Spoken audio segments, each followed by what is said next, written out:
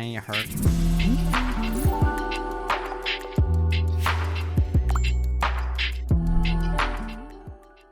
What's poppin' internet? Welcome to another episode of the Synced Up Filmcast, a show we reel you into movie news and talk about the other things that we've been watching. Jordan dying off camera, almost suffocated on some Skittles. Taste the rainbow. Live by the rainbow, die by the rainbow, as they say. What color was it? You gagging on green or perp? Okay, He said it was orange. Okay, I'm one of your hosts, Timothy DeRoe. Joining me this week, of course, is Mike. And Your boy. And Jordan might not have been joining us if that had went any different. Imagine this was how he died. Like live on the on the pod. Yeah, it would have been pretty nuts. Choking on an orange Skittle. Choking on a Skittle. Skedaddle.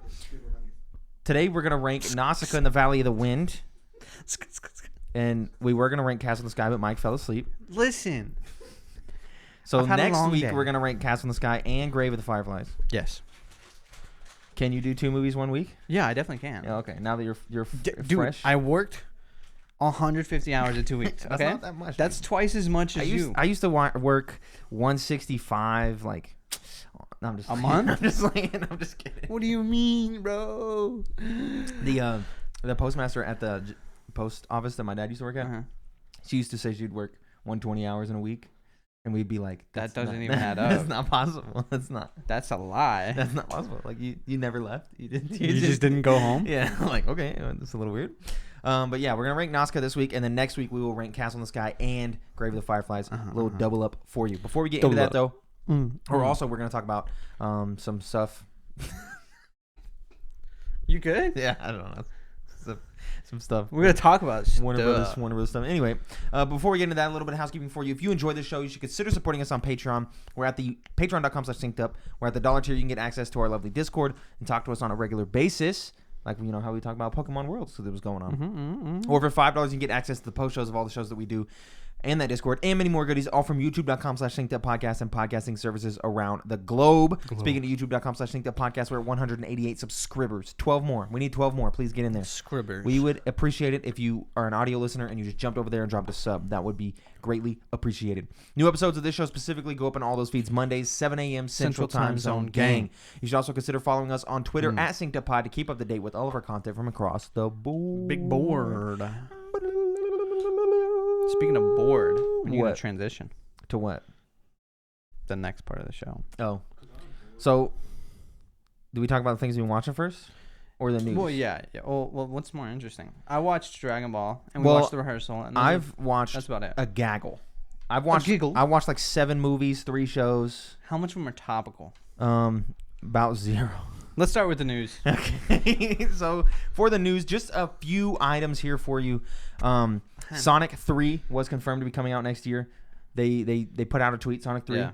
It's going to be happening, and it's coming out 2023. That quick. Yep. You think they recorded them back to back? No. Oh. I don't think so. I think they probably just waited a little bit. Okay. But December 2023. Well, maybe. I mean, if it's that fast, but because I feel like the first one was good enough that you can greenlit 2 movies. Yeah. Because they definitely have the plot figured out. Yeah.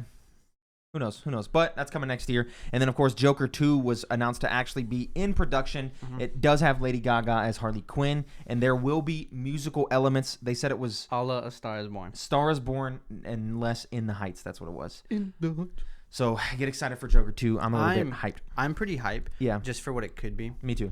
But I don't know what that is yet. I need to see some trailers. Yeah, I need something. But I love Lady Gaga. I'll hold it down for Lady Gaga. Yeah, she's great. So I'll be there. She is, sometimes you just have a feeling that something's not working, and you're like, I got to double check to make sure. That's fair. And so, I get you. Just real quick. No then, of course, The Flash might be canceled.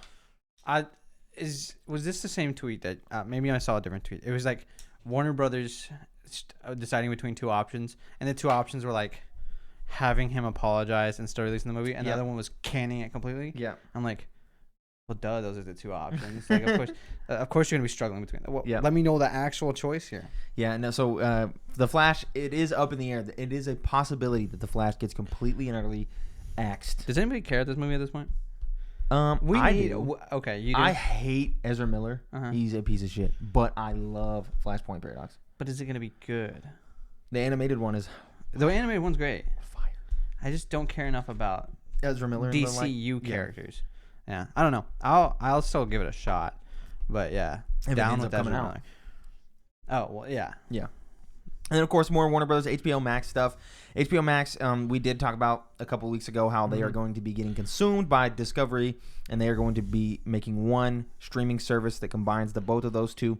But in this little thing that's happening here, there's been a lot of weird shit going on at HBO Max, things getting removed. For example, tons of Cartoon Network shows have been completely wiped. We don't know what's going on.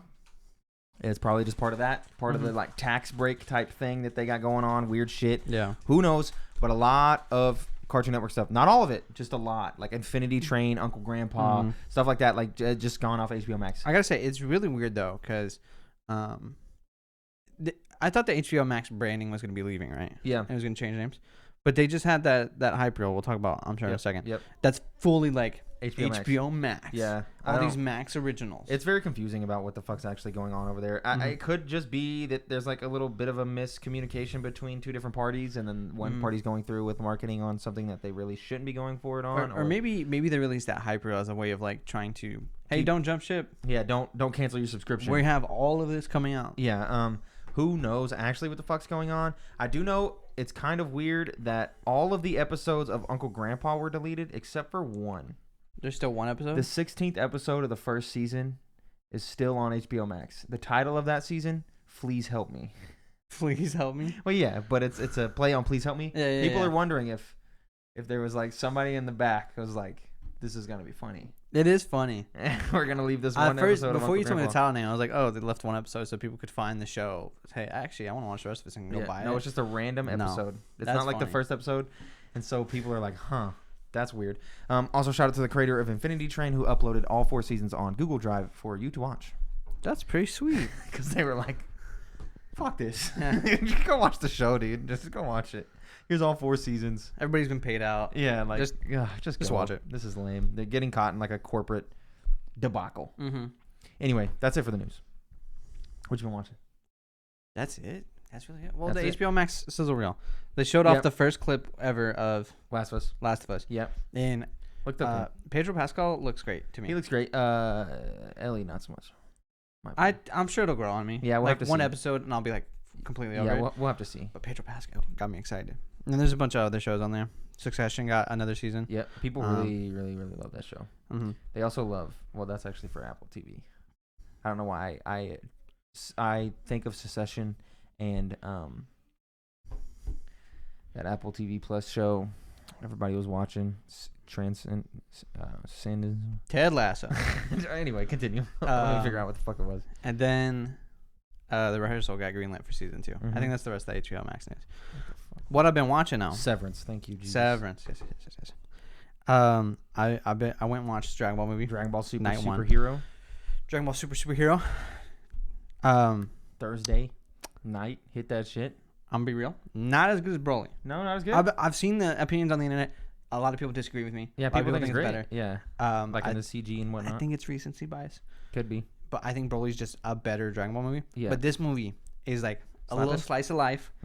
A lot of Piccolo, Gohan's love for Gohan's family, like Vidal's in it, Pan's in it. It's all great and cute. Yep, we love those characters. The enemy is a pretty good enemy, I feel like.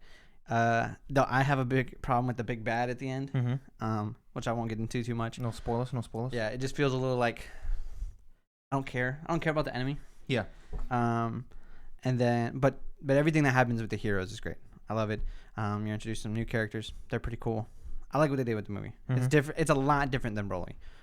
It doesn't feel like a straight like stylistic continuation. It's like we made a different kind of movie. Yeah. They hit any Kamama Yamamas in there? Kamama Yamamas? Yeah, they hit a couple of those. I think you get like a few. But Kamama Yamamas? God, I don't want to spoil anything. But there was this moment that I Some almost cried. Kamama I got the Yamamas? goosebumps. Oh, okay. Because when you think there should be a Kamiyamama, It's not a bomb instead. It's not a Kamiyamama. It's not a spirit bomb either. It's not? Oh, okay. You're like, oh my God, bro. Okay, all right. In the theater, I'm like tearing up. I grab Kylie's hand harder. She's like, what the hell is wrong with this nerd? Yeah. And oh, dude, it's great. So, if you care about Dragon Ball, I think you should watch it. I think you should watch it simply because of Pan. Yeah, I will watch it. There's some great Pan lore. Yeah, I'll watch it. I still loved it. I'm very excited. I'm not going to talk about Dokkan on this podcast. Did you re-download? I'm not gonna talk about it on You this podcast. motherfucker, dude. The short answer, no. Oh, The long answer, not yet. not yet, brother. Um, Anything else you watch? and then I watched The Rehearsal. Yep, of course. We watched can talk about that. We watched the final 2 episodes of The Rehearsal. Sucked that there's only 6 episodes. Man, That show was so good. that's a fire show. That's one of the best shows I've seen this year. I don't know if It's like a toss up between The Boys season 3 and The Rehearsal right now, and I'm struggling. I think The Boys will still. I don't know. I don't know. I'm struggling because The Rehearsal starts so out as like this reality funny thing where you're Uh-huh. like, there's some funny jokes, and the premise of this reality show is really good. Yeah. But then what it becomes in the end feels so profound. Yeah. Where you're like, you finish it and you look around and you're like, am I the same? Am I the same person after watching this? Because I don't know. Because I finished it and I was just like, wow. And it's wow, one of those things where it wasn't like, yeah, it was like a slow clap. Like, yeah, just bravo. damn, that dude. was artwork. Yes. Because the ending, that last line, Mhm. I think you know which line I'm talking Yeah. about. Yeah. It's great. You're like, oh, Yeah. we've done it. Yeah. We did it. It's like a full circle moment, and it's still up in the air whether it's fake or not. But then it becomes this thing where you're like, does it matter? And that's a point he makes in like what episode 3 or 4. Yeah. He's like, it doesn't really matter whether it's real or fake, you know. Yeah. Here we are in this. It's if it's real for you. Yeah. Exactly. Exactly. It was so good. It is so cool. And- like it was so smart making that last one like the through line for the final episodes. Mm-hmm. What I'm curious is it fake, and was this what it was set out to be from the start, or did he want to make That's this what I cool want to- thing, I get a want few to episodes, tell all. yeah, and get a few episodes in, and then Mhm. realize I have something on my hands that can be Yep. greater, and then he just he got lost in the sauce Yeah. as well as us as the viewers, and I thought it was great, dude. I thought the ending was great. I thought every single episode slapping. Yes. Every episode was great, and then yeah, it started to feel like, I think it was the end of episode 2 and definitely the end of episode 3 where you start to be like, I'm watching something truly This is special. different. Yeah, and like I felt like I was watching like a thing where I was like, this is gonna be talked. This is a Bo Burnham's Inside. This is a Yeah. like- Same feeling as that. yeah. It's one of this those is things crazy. where I don't know if I can recommend it to everybody, but if you're open to experiencing something that you might not fully understand until you get to the end, then I'd recommend it to you. If Yep. you don't want to like sit there and think and ponder, yeah. I don't know. And even then, it's a specific kind of humor too. Yeah. When you get in the humor parts, it's Nathan Fielder humor, which my dad couldn't get past. You know, my Yeah. dad was like, that's not my brand of comedy, but I was just like, man, It's this the is things so that good. I find fun. It's That's the gift wrapping. it's acknowledging the like weird normal occurrences of life from an outer lens. It's like a And bunch of things. It's kind of like a fourth wall break of acknowledging how weird that this is a show that I'm getting to make, and they're paying me to make it, and that's weird. And that this concept is weird, and me living it within this concept is weird, and you watching it and enjoying it is weird, and also just life is weird, Yeah. and it's just like this whole thing, like so many fourth wall breaks. A lot of the times where he references HBO, and he's like, yeah, like I got all these HBO cameras, and they Oh let me yeah, do this, when they're and- in the Fielder method class, Yeah. and they're like, are my students really interested in learning my method, or they just or is it the HBO cameras over there? yeah, exactly. Like it's so good, so good. I love it. Yeah, I can't recommend it enough to anyone who's Did open. you watch the first episode of She-Hulk? Yes, yeah. I All did. right, let's talk about that. I enjoyed it. Yeah, I thought it was very funny. I think it's pretty good. I thought it was hilarious. I think Jordan has a criticism that I agree with. What is that one? What they've done to the Hulk. What do you mean? The Hulk has been, I feel like, kind of written off. Is this a MCU? What they've done to the Yeah, Hulk? yeah, yeah, okay, yeah, okay, yeah. yeah, sure. I'll give you that. He's not the Hulk I'll that give you you that. want to see. Yeah, He's shooting jokes, I love it though. a retired kind of guy. I think I love that character with what's his name? With Mark Ruffalo. Mark Ruffalo Hulk. I love it. I agree, but I'm so torn because I'm like, I want to see. We got the Hulk in his heyday for like one movie, Yeah, a couple movies like Avengers, Ultron, and that was it. yeah. Ultron, kinda. and then not even Infinity War. Nope, A little bit in Endgame, nope, but not really. not even. Well, That was Bruce Banner. Oh yeah, that's like the combo team. Yeah, you don't get Hulk, Yeah, sure. and so Like the first Avengers and a little bit of Ultron. I would have liked some more Hulk. Yeah, but there's the first Hulk movie, bro. Go watch that. But we don't need. It's like barely MCU. You know what I'm saying? but that's still him, though. The MCU itself never had. I Good feel Hulk, like yeah. good Hulk. He's constantly been used to me, what it is, and this is a criticism of the MCU that I'm gonna bring up here, Mhm. is writers having all of these different writers on all of these different projects and TV shows now and all of that type of stuff, I think has created this thing where people and I feel like Kevin Feige and Jon Favreau do a good job of not pigeonholing anybody and allowing them to have their own freedoms within what they do. But I think that also comes back to bite them in the ass, a la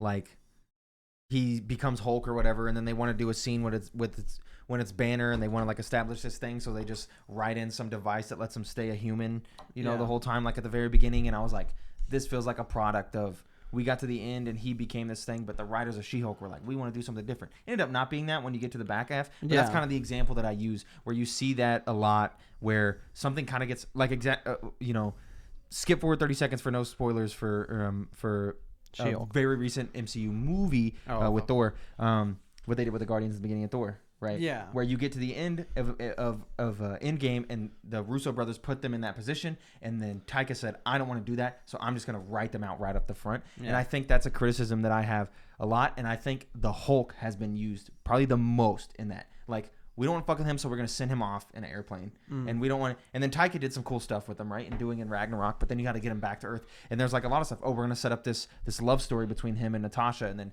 the next writers were like, you know what? We're going to send him in an airplane, and he's going to go, and then he's just going to do this. And then other writers are going to have to constantly write around that. And so you're getting like this almost relay race type thing, but you're able to just toss stuff out all willy-nilly. That causes problems in the MCU. This is a criticism I saw that people make with Thor as well, that I feel like they also make with Hulk, where the character arcs these characters go through in these movies eventually gets turned into like punchlines for later movies.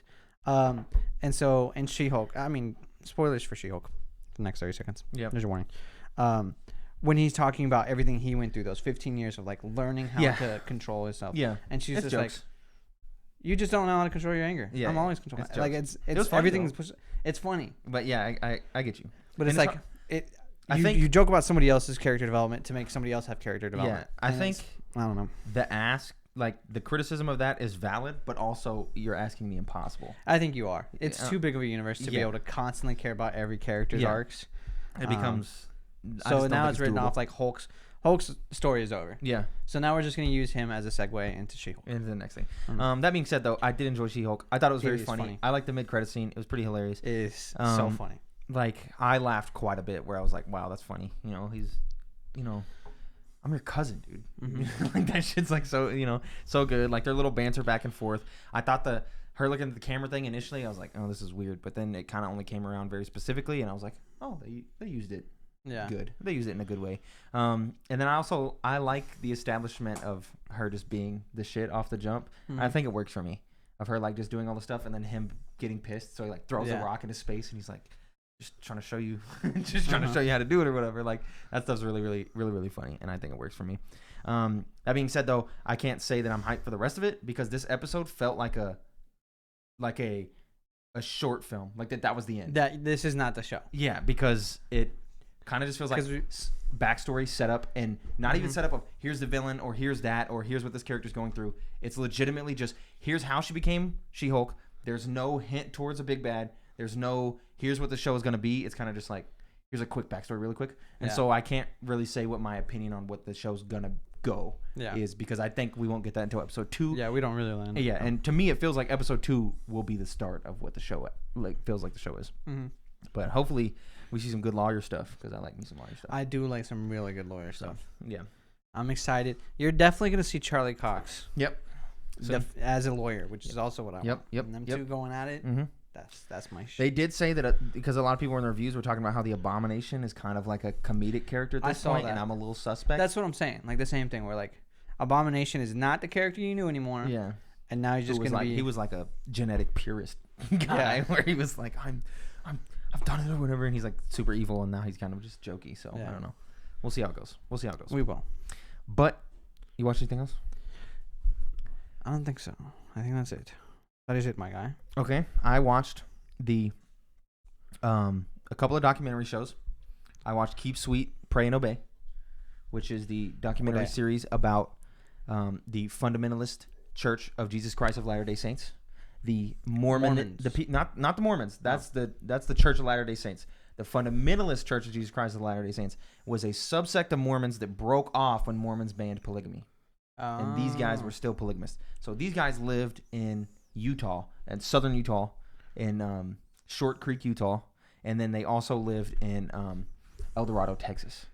And so this goes into all of their beliefs and these people that got out and what was going on. And then when this, because the crux of it is these people believed that there was one guy, the prophet, who was the mouthpiece of God, and that he was going to portray everything to them, and that in order to get into heaven, they had to do what he said, and that what he said was you would become a god if you had 3 wives, and when you died, you'd get to create galaxies, and God would let you do this and that and the other, and if you didn't have 3 wives, you never made it, and women were kind of second-class citizens, classic stuff. Yeah. And then everything was through him, like he was the mouthpiece, and then this guy dies, and everything changes even worse, because that's already very suspect. Yeah. But then when that guy dies, his son kind of takes over and kind of starts to control things, and then gets himself to become the new prophet by manipulating that guy's wives, and then he marries his own mother, and it's bad, like all this underage girl stuff. Yucky. And then it's very, very bad. It's only 4 episodes. I highly recommend it. It's shocking and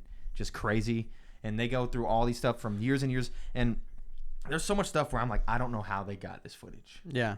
I don't know how they got this footage, because there's phone camera shit, camcorder shit from inside the cult and stuff, and I'm just so curious, where did you guys get this? And because the church still exists today, it's just ran by the guy from inside prison. He's still the prophet to them, but he's just in jail by the this what do they call regular people? What do Jesus people call regular people? The Gentiles. Yeah. Okay. They just believe that he's held by the Gentiles or whatever. So, but it's insane. It's insane. And then I watched another documentary series that was only 3 episodes called "I Just Killed My Dad." Kylie finished that. She did. She loved it. It was good. It was good. Watching the first episode, you're getting halfway through, and you're okay, what's really going on here? But then by the end of that first episode, the whole thing gets turned on its head, and you're this is the craziest shit I've ever heard. How have I not heard this? And it's because that shit just happened. Yeah. A year and a half, 2 years ago. And it's another case of how the fuck did they get all this footage? It's another case of that. But I think that documentary is also very, very good. It's about a kid who murders his dad. And things get very, very complicated. They even interview that kid himself, and there's a lot of stuff there. It's very, very good. Only 3 episodes on Netflix as well. Highly recommend that. I watched Annihilation, of course, with Natalie Portman. That shit's so good, dude. Those synths at the end. Fire. I can't recommend that movie enough. I've been getting deep into the cosmic horror again, just getting lost in it. I got a video saved of 11 cosmic horror movies you should watch, and I'm trying to get through them. I might go back and listen to those books again. I read the first book. I might go back and listen to the first book and then listen to the second and third book, just to experience it some more. But I just been getting deep into cosmic horror again. I don't know why. That shit is my sauce. I've loved it since the beginning of time. The sauce. So I watched that, and then staying in the horror vein, we also watched The Conjuring, because we just made a horror. The only way for me to get motherfuckers around here to watch all these cosmic horror movies that are a niche is to be hey, let's watch a bunch of horror movies. And so we'll put all of these horror movies in a list, and then I fill it full of cosmic horror movies, and then we get stuff like The Conjuring. That reminds me, I'm not sure if you remember. You remember back when he made a list of 50 movies, and then half of them were just your picks? I do recall. I know the system. I've been played before. Look, man. That shit We'd worked. fucking roll the dice, and it'd be what is this movie? And Tim's over here yes, let's go. But we watched The Conjuring. It held up okay. It really wasn't that spooky. That might be my most seen horror film. And I think it's not spooky anymore because everybody's seen it a bunch of times. Yeah, possibly. But it was okay. We have a list. Let's see what's on this list of horror movies. Halloween, Midsummer, Prometheus, Pandorum, The Thing, Annihilation, which we watched. The Empty Man, Videodrome, Possession, and Sinister are all on this list. Spooky, right now. spooky. But yeah, all good stuff. Good stuff. What else? I'm trying to. Oh, I watched 8th Grade. That's a good movie. Bo Burnham's 8th Grade. That shit slapped, bro. I'm shocked it missed your radar. I figured you would watch it. That It didn't miss my radar. I just never got around to it. It sat on a watch list for a very, very long time. And then I was just sitting there, and Pebble was over, and I was like, I want to fucking watch something. So I checked my Letterboxd watch list, and I seen 8th Grade sitting there, and I was like, Pebble would like this. So I just threw it on. Had to rent it for $2 on YouTube, but it was good as fuck. It's one of those movies that make you feel so awkward. Yeah. No, it because works it's great. very realistic. It feels super accurate. Mhm. Pebble had a different, because Pebble's kind of still in that shit right now, Yeah. so like it was funny like watching her watch it, but she also really enjoyed it. I liked it a lot. I also watched Honor Society. I don't know what that is. Dustin from Stranger Things and the girl who marries the man in the chair in Spider-Man. Not marries, they date on a plane. Remember they go on the field trip, Spider-Man, Far From Home, and then he dates that blonde girl. Oh, the guy in the chair? You mean Ned? Ned, I couldn't remember his name. I'm sorry. You had me so lost. I kept wanting to call him Jerry. The girl who marries the guy in the chair in Spider-Man, and Yeah, I'm like, sorry. The guy in the chair, yeah, Ned. Yeah, the blonde girl. Yeah. Yeah. It's her. She's the lead. And she's like, With Gatton. and she's trying to get into Harvard by using this counselor who has a recommendation like that because he knows somebody that is in Harvard, and he's like, oh, I'm looking at these people and you're in my top 4 prospects. So it's her trying to sabotage everybody's grades, and she ends up meeting this guy and like kind of getting a thing going. It honestly, it's like tropey as hell. It's on Paramount Plus, I think, but honestly, I liked it. Okay. I enjoyed it. I was like, that was fun. I watched Elvis. Yep. And theaters. Finally went and watched Elvis. What's the movie actually called? Theaters. It's just called Elvis. Really? Yeah. Why do I feel like they never like advertised it? Just called Elvis. I'm not sure, but no, just called Elvis. Okay. Oh, I gotta add some. How do you feel about Elvis after this? After I watched it, Yeah. I haven't talked to you about it, have I? Not at all. It wasn't good, man. Okay. Wait, Elvis himself, or Elvis the movie? Let's start with the movie. But I was curious about the man. The man himself. Much more appreciation for Elvis the man himself after this film. Okay. But Elvis the movie, I did not think was great. There's the first 30 minutes of the movie feel like it's directed by somebody else. It doesn't make any sense.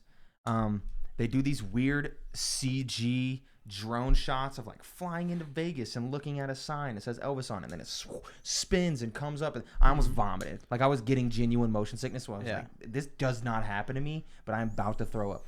The editing is bad, like atrociously bad. There's shots where characters are talking, and you get the classic cut back and forth, maybe the shot from behind the head, yada yada yada, and you can tell that the line is from a different shot because like their mouth isn't moving to the words that are being said. Yeah. So it'll like and it's like really quick. It'll just be like half a second, but you'll be like, he was still in the middle of finishing a sentence when you cut to this other take that doesn't have his mouth moving. Yeah. So like it's bad. Like it genuinely, for such a high budget movie, it doesn't make sense how it's so bad. It's not until the end of the movie that it becomes good, but the lead up there, the whole time, I'm just like, this is like rough. Like, and you're not really following a specific through line. You're skipping all over the place temporally. Like, I don't know. Adriana got at the end. She's like, that was fucking amazing. And I was like, I hated that. I didn't like that. Did you watch the Queen one? No, I did not. Okay. I was trying to see if like you could compare it to other movies about artists. Yeah, no, I have not seen the Queen one, but I still think it's worth watching if you're someone, because like for me, who's such like a, I don't want to sound pompous, but like I'm always thinking like way too fucking deep, and I'm always like with the critical mind. What story are you trying to tell me that's not obviously just his life? And yeah, like I'm always doing stuff like that. I gotta be in the, I'm just gonna turn my brain off, like the Honor Society movie, right? I could just be like, I'm just watching a movie at Pebble. Let's just sit back and watch this fucking thing. But that's not what I went into this one, and that's not how I was feeling the whole time. So if you're someone that could just go in, and just enjoy something for what it is and just be chilling, like I think I recommend this movie as like a good movie because Austin Butler does a great job. And of course, the one thing in the movie that I think was a 10 out of 10, the music. It's really fucking good. It's really good. They got BB King and shit, music bumping. There's a lot of stuff. Did learn some new things that I had to go, of course, Google afterwards and make sure they were historically accurate. But yeah, no lie. Okay. It just makes me want to watch Straight Outta Compton. Yeah, that's a good movie. Because I was trying to think of like other movies about artists and stuff that I really enjoyed, and I was just thinking about it. And Straight Outta Compton's just the best one. Yeah, I like that one a lot. Go watch good. Fucking Boys in the Hood. I know that's not the same thing. It's completely fictional, but it's a good film. And then, of course, I watched one other show. I only watched the first episode of it. Didn't get to watch any more of it. Fleabag. That's just this little Amazon Prime show that I was watching some video about something. I was watching some sort of video, and he was using it as reference. And I was like, you know what? I want to watch this. And so we watched the first episode. It's just like some girl in London whose life sucks, and she's constantly looking at the camera and talking to the viewers and stuff. And I was like, I'll watch this. It was pretty funny. Okay. Don't got much else to say about it because I only watched the first episode and that was like a week and a half ago. Did you talk about The Boys last week or 2 weeks ago? No, I didn't because I finished it like a week ago. I have finished The Boys. Caught up? Completely done. That show schmucks. It's so good. That show's so good, dude. God, that show's so good. I do have a couple critiques though that I wanted to talk about with you on this here day. I feel like spoiler talk's on the table. Yeah, spoiler talk on the table here for The Boys. So skip forward a little bit if you don't want that. I think this show suffers from the same thing that I say Stranger Things suffers from, with plot armor and just being afraid to kill main characters. A-Train has died in quotes twice now and has come back both times. Yeah. There's characters that, like there's been times, and I was talking to my dad about this. He's like, this character died and this character died. Of course, there's characters who died. Motherfuckers die in this show. Yeah. But I'm talking about the main players, right? Of course, Stormfront dies 4 episodes after she's introduced, right? Like that's like really quick, and she doesn't really die, and she kind of becomes like a side thing. But I'm talking like the main players. None of the main 7 die. Nothing ever happens to the Deep. Translucent dies at the very, very beginning, but he is ostensibly a side fucking character. Like nothing happens to him. There's no moments where there's no emotionally impactful deaths. I think the closest you get is maybe like Black Noir. Yeah, but even that's they do it. That's a character that doesn't talk. And I do have a critique about that as well, because the most that you get from Black Noir is in the very, very end there with all the cartoon stuff. But you almost get it with Kamiko, where you think she dies, but then she just goes to the hospital and gets healed up and is good to go and gets her powers back. And it, like a lot of those things happen. And while the whole time I'm sitting there, I'm like, dude, this is just still so fucking awesome. But when the end of it, and I started to think back, like, okay, what kind of sucked about this show that's still a 10 out of 10? Yeah. Because I still think the show is a 10 out of 10, and that's one of the main things is I'm like, kill some guys, man. Like you guys are just too scared. We're 3 seasons deep, and no main players really have. I think you're right. Maeve should have died. Yeah, I think that was another seeing one. her pop back up without her powers is just like, for what? Sure, she died as a character of value in the show or whatever, and she's gonna go off on an island with her. Yeah, I think what they're doing is just when they're in the writers' room and they got a crutch now with Maeve to bring back with pumping her for V and just bring her back real quick. And I don't like that. Just let her die. Yeah. So it's just a little weird. The other critique that I have, and it's kind of I have 2 of them, and they're kind of combined into one, is they're watching the show. Okay. I was like, did somebody fall heavily? Is how cherry picky they are with certain things. The first thing being Homelander's hearing. There are things that are said in the tower when. Of course, a lot of them can be written off as maybe he's not in the tower. Maybe he's doing something else. But sometimes it's established that he's there doing something, and then some characters talk about something where I'm like, if Homelander heard this, he would be in here going off. So, and they get real picky and choosy with it. And I think that's because they establish certain things of, with other parts, when A-Train's like, fuck you, man. And he's like way up the hallway, and he's like, what'd you say? And then he turns around and comes back and he's like, what the fuck did you say? And he's like, oh, I'm sorry, man. I'm sorry. Like when you have stuff like that, which is intense, it makes it hard. Like when I got to the end and I started thinking about stuff where I was like, man, that time that this person was talking to this person, or like any time that she's talking to Huey on the phone, like wouldn't he hear Huey coming through the phone? I don't know. Like it's a little weird like that. You would think. They're picky and choosy with how strong Homelander is, right? If Homelander can punch through Noir's chest and rip out his heart, how did he just not knock Maeve's head off when he was fighting her one-on-one? And there's several instances where that happens. I think that's less of a thing if we don't know how strong Noir is. Sure, but then, like, it's just weird because then he also punches a temporary beat-up Butcher in the face. And Butcher just, like, takes it and they kind of just go back and forth. And I'm like, man. I think this is just the whole thing as a whole. We don't know the power levels of it. Because Starlight... Sometimes I feel like she should just be able to be knocked out so easy, but then she's never in harm. I agree with you, but I think they kind of like break their own rules in certain cases of like Starlight, for example. You'd think she's ultra powerful. She can take hits from Homelander and stuff, but then a little sniper rifle from Butcher sends her 20 feet or whatever, and she like can't get up and she's incapacitated. And it's like there's just certain like very minor inconsistencies when it comes to that, where I'm like, And then the other one, which is a big plot hole for me, is how the fuck when Soldier Boy was in the Hero-gasm and he exploded, anybody who got hit by that lost their powers except for Butcher. Because it's temp, right? But that's not established at any point. What? That's Temp V? But they established that every single hero in there lost their powers, and Yeah. Butcher also got hit just like everybody else. Even like Love Sausage or whatever has his like huge dick just hanging there, and he can't like bring it back because he doesn't have his powers. But Butcher just gets up and then starts laser eyeing motherfuckers immediately, and I'm just like, that's just a little weird. Everybody else lost their powers, but Butcher didn't. Yeah. I mean, I guess that's fair, but like, because Huey teleports out. Huey's gone, yeah. Yeah. And MM is there, and that kind of felt like a plot armory moment too, where I was like, man, you could have had like MM get knocked out outside. You didn't have to have him get knocked out right next to the exploding dude. Like MM should be dead, but he's not. But yeah, like everybody gets hit by it. Anyone who's there all lost their powers. But Butcher in that instance gets up and still uses his powers to fight Homelander. And while I was like, I don't care because this fight Did they really fight after the blow up? because everything's exploded. Homelander lands, comes walking in. And then they're in the rubble. Does Huey teleport back in? Huey teleports back in, and then they're in the rubble fighting, and he tells Huey to teleport back out, and Huey's like naked, and he's like, absolutely not, because he's gonna also get hit by the I will say that was like that fight is awesome. That fight was so awesome. good. That fight is so good. Finally, we're getting like good fights, and that was the reason where I was like, you know what, I don't give a shit that much because this fight is just too good. Like. And the moment when MM stands up to Soldier Boy, you're like, yeah, this ain't gonna work out. He puts those fists up. I was like, let's fucking go. You're like, MM might die here. Him and Kamiko tied for my favorite character. I love Kamiko. That might have something to do with the little musical number in the middle.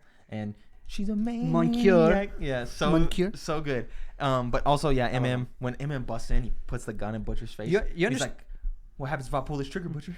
You gonna fucking die? You understand what I was saying at the beginning, where like all the side characters have amazing development. Yeah. MM, Frenchie, Kimiko. Yeah. All great. Yeah. All wonderful plot. But the main characters are a little more shallow. Yeah, a little less. I agree. You get some good Except Butcher Homelander. stuff every now and then. Homelander has a little more depth. It does. But yeah. All right, I got one question for you. Yeah.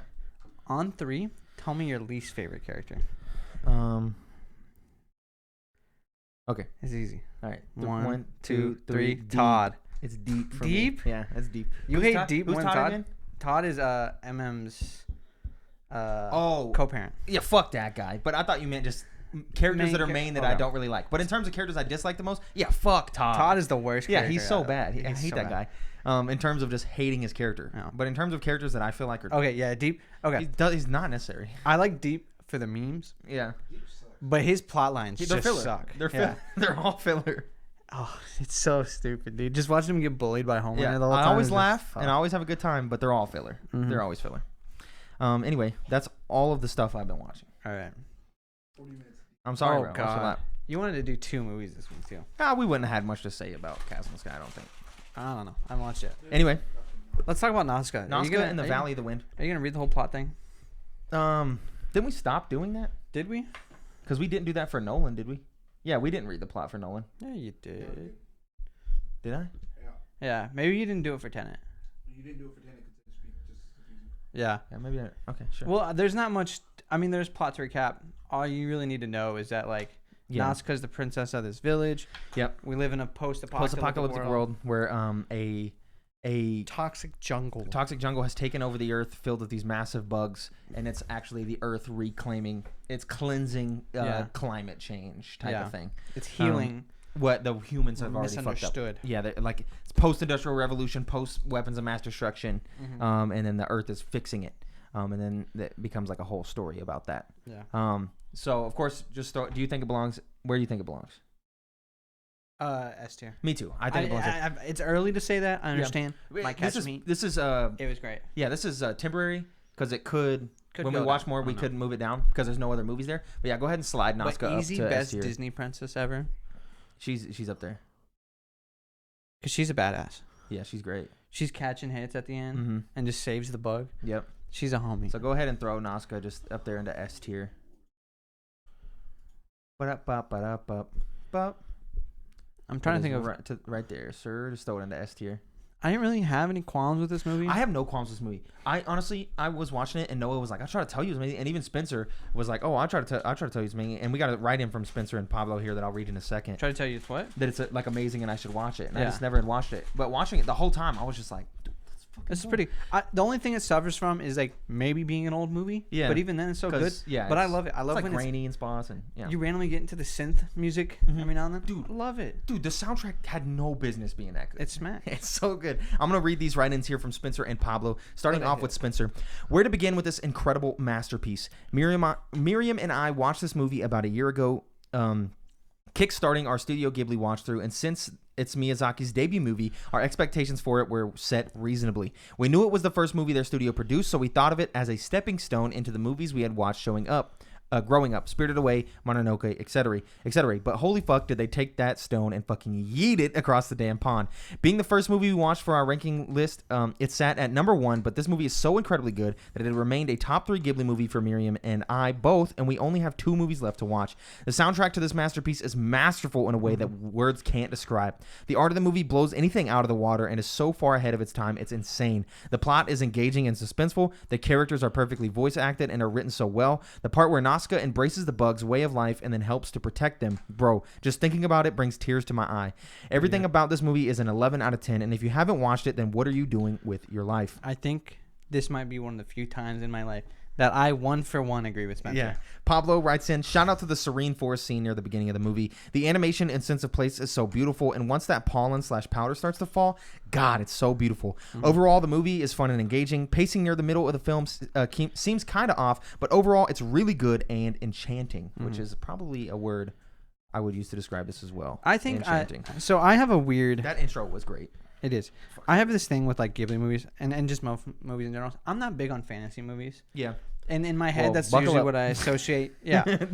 But this didn't feel fantasy. This felt sci-fi. Yeah, we got some slice of life stuff too. Yeah, and it was very, very good. No, I loved it, man. You got a young ass Shia LaBeouf that does good. Patrick Stewart, bro. Yupa. That's a Lord good Yupa. character, bro. When he comes flying from the sky and he lands in that thing and just starts straight up murdering dudes. Like when there wasn't a lot of blood, obviously, because it's a Ghibli movie. But I was like, dude, he's just killing dudes. He takes that sword to the arm. You might want to surrender. And he's like, yeah, if you move, he'll kill you. Meanwhile, oh, Nazca's when he sword, catches Nazca's blade. yeah, right in his arm, and he's like, he's just that You see character's the so blood. good. He's great. And yeah, the premise I just thought was really good. Like the world building felt perfect. You didn't need to expand the world to be this huge thing. We just need this little piece of country, right? The Valley of the Wind and part of the jungle, right? Yeah. And you get a little bit of exposition in some of the other kingdoms, but you're never told how far away are they, where are they at. You're never none of that stuff ever matters. We're just here for this little slice of country right here, and this is what matters the most. And the story was just great. People die. There's violence. There's there's a lot of stuff, and it's stuff I feel like you don't usually see that in Ghibli movies, like violence on this scale in quotes, right? You don't really see it. Like there's mass murder of these bugs with a giant weapon of mass and there's like destruction. just war going on. It's like it's super super good, and yeah, the voice acting is great. And for some reason, cast. you know, when you think about it, when you look at the movie, if you haven't seen the movie and you see some of the scenes, you're like, synths do not match this vibe. Yeah. But when you're in the movie, when those synths come in, I was just like, what the fuck, dude? Like every time one of those songs came in, like when they're falling and they get into the quicksand, like right before that, and those synths come in, I was just like, dude, who give this man a raise? I don't understand. Like, and I was thinking about it too, that this being their first movie from like 1989, like super old, I was just like, this movie is so good for being so fucking old. It doesn't make any sense. I think it was 82 or something. It's old. It's old as hell. Let me. It is good. Man, it was good. I liked it so much. And then just the overall theme of just like it's a good theme. Respecting nature, taking care of nature. 1985. Yeah, and Nazca is cool. Her design is dope. I love all of their outfits and like her little glider thing. Like, just so good. I love literally every aspect of this movie. There's not a single thing I can really say negative about it. I love that intro sequence where she's just kind of like, you're getting little Breath of the Wild piano notes, and she's kind of just vibing out, exploring the forest. Yeah, it's really really good. It's really good. It is so good. It's got me excited. Yeah. The rest. Even though I know I'm not a big Ghibli guy. Yeah. I'm excited. Yeah, you get to experience some new stuff. You got Castle in the Sky, which I assume you've seen at least parts of. No. Okay, well we watched it. Dude, I'll tell you what I've watched. Okay. Spirited Away. Okay. Totoro. Okay. Howl's Moving Castle. Howl's Moving Castle. Okay. That's about it. That's probably about it. I've watched scenes of Ponyo here and there. Okay. But I've never watched it all the way through. Dude, you're in for a treat. I'm excited for you to see all these movies. Yeah. Like, it's gonna be a nice journey. There's also some good slice of life ones in here that I think you'll like a lot. Like From Up on Poppy Hill is one of my favorites. People hate it, but I think that'll be one that you'll watch and you'll be like, that was a good time. So I'm excited to see what you think about all these movies. Upcoming, we have Castle in the Sky and Grave of the Fireflies. Grave of the Fireflies is one I have never seen, so this will be my first viewing of that as well. Well, I'm ready. There's a few Ghibli movies that'll be my first viewing, and the majority of will be your first viewing, which I think makes this an interesting tier list that we're going to be making. Someone who has nostalgia for these films and someone who's just coming in straight fresh. It's gonna be very, very fun. So get stoked, my boy. Anyway, we got a couple of things for you before we dip out of here. What's coming soon? 3,000 Years of Longing, the Idris Elba film that we seen the trailer for a while back. That is dropping on Friday, so get stoked for that. And then we have some reader mail. You can get your questions wrote into the show. synceduppod@gmail.com, just like Fielding did with, I have a summer-themed hypothetical here. Summer. You're at a pool party and just got done pulling off some impressive cannonballs. The food is now ready. What do you choose, hot dog or hamburger? Beverage of choice, and which bag of chips? Let me. Are you gonna add a third option here? Yeah, let me set the scene for you, my boy. I feel like it's cheating. Yeah, it's cheating. I know what you're gonna do here. Answer the man's question. God damn it. Hot dog or hamburger. Beverage of choice. Honestly, frankly, anything. No, I think you're wrong. What? Fresh out the pool. Hot dog. Okay. Nope. Hot dog. Yeah. And an orange Fanta. Nope, No, my brother, you're incorrect. Don't tell me you're grabbing a Coke or a Dr. Okay. Pepper. Wait. What about which bag of chips though? Oh, well, I think it's Doritos. It's Cool Ranch Doritos for me. Which I'll accept. For me, it's just regular Doritos, but Doritos nonetheless. I'm a Cool Ranch guy. All right, Jordan, say your piece. Listen, bro. Okay. He a hot dog man. I am a hot dog man. A glizzy respecter. A glizzy goddess. I need one of those. You munch down on the hot dog, no bun. No bun. Okay, you just eat the hot dog straight. Whoa. Listen, while you're making your hamburger, bro. No. Absolutely. You just throat go to a glizzy while you straight out the pool while you scrap your burger together. Absolutely. Dude, let me set the scene for the real answer here, Fielding. This drink is What's your drink? What's your drink? Sprite. Okay, that's fine. What was your answer? Most of the time, I'm grabbing a root beer. See, I'm sorry. I feel like the rule is out of the pool, no dark sodas. Nah, I think you. For if me you grab a personally, Coke right out the pool, I don't trust you. For me personally, it's always a carbonated beverage fresh out the pool. Well, yeah. That's like Sprite, orange Fanta, fine. Yeah, sweet tea, I don't mind. But the real answer is you get fresh out the pool. Fresh out the pool. You're with your homies. You're 9 years old, right? You got the paper plate. You got the towel, and you're not really that dried off. You're still soaking wet. You probably ran into the house to grab the towel, and your parents are pissed at you. You're like, get water on the floor. Get water on the floor. And then you come outside. You got the nice, just basic white bread. You know, whatever brand of choice, doesn't matter. Wonder Bread doesn't matter, bro. Nah, cheap. Great value. Great value. That's Sunbeam. That's another one. Yeah. You got your 2 pieces of bread. You got your Kraft singles plastic cheese, baby. Slap that on there. Most of the time, mayo. Sometimes other people go with different choices, but most of the time, as a child at 9 years old, it's mayo. You're throwing mayo on there. Yes, sir. You wipe it. You just get whatever is there, bro. You could be ham, bologna, turkey. Does not matter. Whatever your family got, you grab that hoe, you slather it on there, you open your bag of Doritos. You think you're done? No. You throw on half that bag of Doritos on there. Place the bread on, squish that bad boy. Dump the other half of Doritos on the rest of your plate. Grab your carbonated beverage of choice. Take that bite, bro. And you're talking 5-star restaurant level deliciousness. Something about getting fresh out of the chlorine, bro. When you just pop up out the chlorine, bro, a Doritos stacked sandwich. Your eyes red. Yeah, exactly. Your hands pruned. Of generic bread, generic cheese, generic meat, and Doritos on that bad boy. That bring together. So good. I will say, secondary to the Doritos. Yeah. Before I put Ruffles, I'm putting Cheetos. Cheetos? No. I like the Cheetos. Cheetos was a little much. As a kid, I didn't really fuck with those, so I didn't really. But Ruffles or Doritos were acceptable on that. Any chips, as long as you added some crunch. If you seen somebody not adding some crunch, you was about to slap their ass. Get back in the pool. Yeah, exactly. You're not worthy enough to get out of the pool and eat one of these. But fresh up out the water, bro, those were undefeated. Yes, so good. And maybe, just maybe, some fruit. Watermelon, grapes. Oh yeah, something like that. On like a super hot summer day, your mom caught up some cantaloupe. She cut up some watermelon or something. Yes, sir. Got me feeling nostalgic. Hope that answered your question. Hope that answers the question. But glizzies. What do you want, Jordan? Jordan wants some grapes. We still have some cotton candy grapes in the fridge, my boy. You can have some. All right, what's next? Anyway, that's all. That's the show, folks. Oh, I thought there was 2 things there. Never Nope. mind. That's the show, folks. Good question, Phil. Thank you for writing in, Fielding. Thank you for writing in, Pablo and Spencer. Go ahead and get y'all's write-ins in for Castle in the Sky and Grave of the Fireflies, if you don't mind. I really enjoy having these write-ins here. I think it adds You get a little bit of extra. opinions. I like it a lot. It's And not so, just 2. yeah, I'm glad that other people get to write in. And, of course, thank you for watching the show. Support us on Patreon at patreon.com/synced up at the $5 tier to get access to the post show that we're about to do Right now. where we're going to here. talk about possibly new future content. New future content? What does that What? mean? So support us at the $5 tier to see what we have to say. If you do that, thank you. If not, we will catch you guys tomorrow when we do the video game podcast. Goodbye. Goodbye.